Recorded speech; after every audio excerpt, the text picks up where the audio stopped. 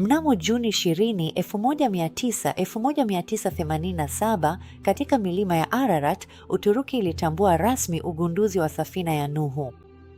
Ikiwa kwenye mtereremko wa mlima takriban maili 15 kusini mwa mlima Ararat wenye volkano, mabaki ya meli hiyo kubwa yaliwekwa wakfu wakati wa sherehe maalum. Mgeni wa heshima alikuwa Ron Wyatt kutokana na utafiti wake wa miaka 10 katika eneo hilo.